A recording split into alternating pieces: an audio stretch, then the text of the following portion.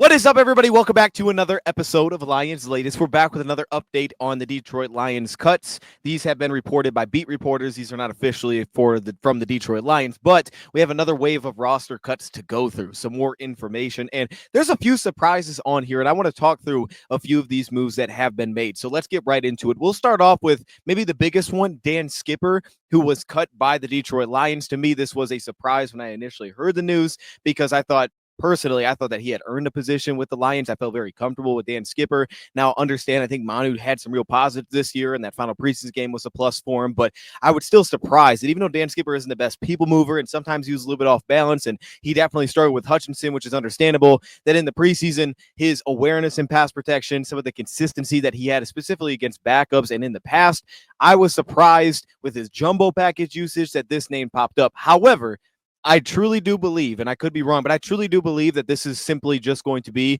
a roster move for the Lions, that he is ultimately going to get re-signed back. Remember, Dan Skipper is a veteran. He doesn't have to go through the waiver wire, and he can make that next decision wherever he wants to sign. So it doesn't necessarily guarantee he's going to be back with the Lions. I mean, another team could offer him really good money, and he could be brought in there.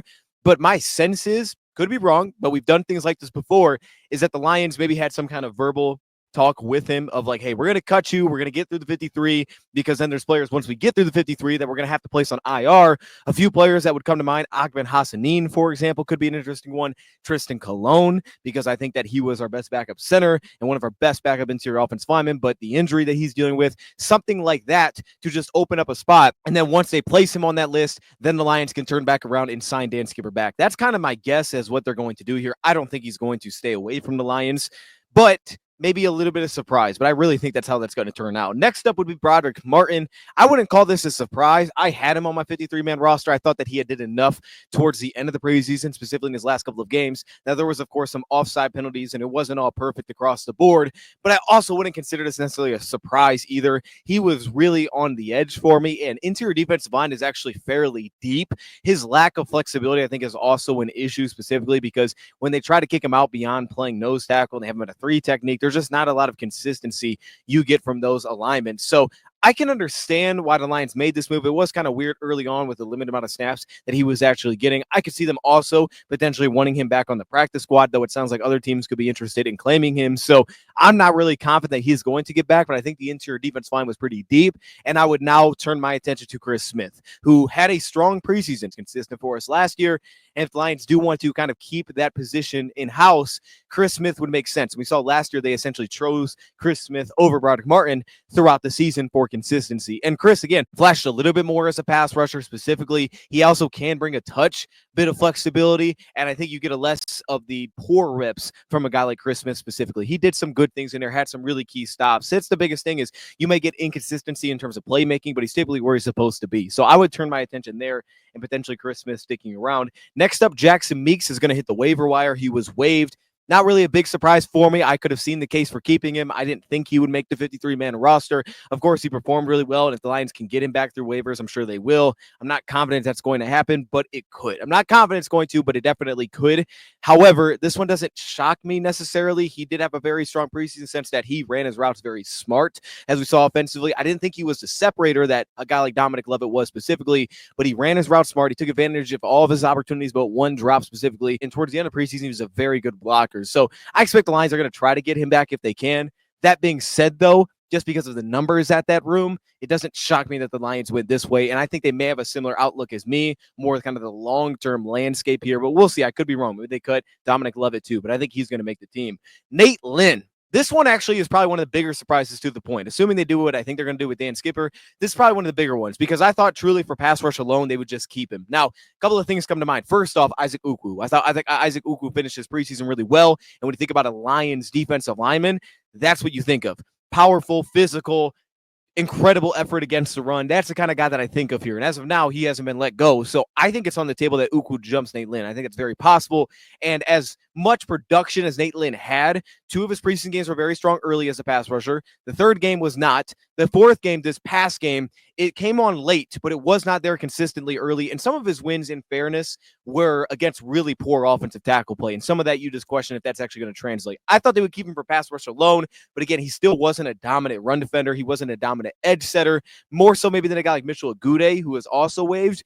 But this one, Well, it surprises me because of the depth of that position. I think there's a couple things to keep an eye on. First off, is Darius Smith, because I do think he's ultimately going to sign with the Lions, and you have to have a spot for that. So that would just make sense for the Lions to ultimately bring him in, and he could fill right into that role. The next thing I would keep an eye on is Isaac Ukwu, of course, because I think there's an outside chance that he could actually make this team. And finally, I would say Keith Cooper Jr. Well, I wasn't the highest on Keith Cooper. The Lions clearly liked him in practice. There's clearly a lot of value they got from there. I liked him out of Houston. I didn't love him in the preseason games, but this final preseason game was definitely his best. And I actually think that he's a better defensive end than interior defensive lineman. So for the Lions at edge, they can view Keith Cooper as a defensive end. And in the meantime, he was kind of their sub-package rusher. Not to the point that I was hoping for in terms of consistency as a rusher, but that was his role. And it was a role that was valuable because we're pretty thin there in terms of health as of this very moment. So Keith, as a defensive end on the backside, was awesome. I think that fits his role better. And the Lions seemingly loved him. So there's an opportunity. Plus, again, he got better. Like, that final preseason game was a real step up. I think he actually started to deploy some moves. While he wasn't ultra consistent against the run, he did show an ability to shed. He, of course, is a very good athlete, super long, which the Lions really like at their defensive end spot as well. There's a chance. I don't think it's going to happen, but there's a chance. Speaking of Myles Adams, this one honestly hurt the most, cutting Myles Adams. Now, I hope they can get him back. I think the Lions may view that they could get him back. Again, he's a vet, so, again, they could have kind of a communication of like, hey, if someone else doesn't want to sign you, we'd love to bring you back. But I don't know that Myles Adams is in that category like Skipper would be, where I think Skipper could be signed back just to the 53 after guys get placed on IR. I could see Myles Adams instead of just being brought back to the practice squad. So I don't know how much motivation the Lions have to be like, we want to get these guys on IR and then sign him back to the active roster. I think that he is deserving a spot on the active roster, and I would like to have him active on a lot of game days, I believe, as of now, especially without Ali McNeil, to give me some interior juice. He's one of the guys that I actually trust on the interior outside of our two starters and Roy Lopez. So for me, I would like to keep Myles. I thought that he earned a spot here, so this one shocked me the most because he was super consistent every game, and I thought his last game was actually his strongest game. That said, I think he's probably going to end up back with us, whether that's practice squad or roster. If it's practice squad, there's a real chance he gets taken, but I also can see the path where he ends up back on 53 as well. But as of now, it's a little bit shocking. My guess, the flip side is they're keeping Pat O'Connor. I didn't keep Pat O'Connor in my 53. That was a tough one because I know the Lions love him some Pat O'Connor because he plays everywhere. I just didn't think his preseason was strong enough. But of course, again, you have to take into account practice, which I don't see as much of. And on top of practice, he still played with the incredible effort. He still is a very smart defense lineman. You can line him up everywhere, and he's typically going to be where he's supposed to be. Will he always make the play? Not always, but he's going to be where he's supposed to be. His get off is one of the best on the defensive line. And last year, what he did for us during the regular season, I think holds a lot of weight for them. So I think they're going to keep Pat O'Connor. That's kind of my guess. Plus, he has a connection with Casey Rogers. Deion Jackson was waived. The running back Ian Kennelly was waived as well. The safety, I think towards the end of preseason, things kind of fell back for him a little bit. Just didn't feel as consistent. He'd be a cool developmental project on the practice squad. He just didn't feel as fast-flowing, as consistent towards the end of that preseason. Didn't feel as natural in that safety role. That was my concern, is I didn't know really where he fit positional-wise on an NFL roster.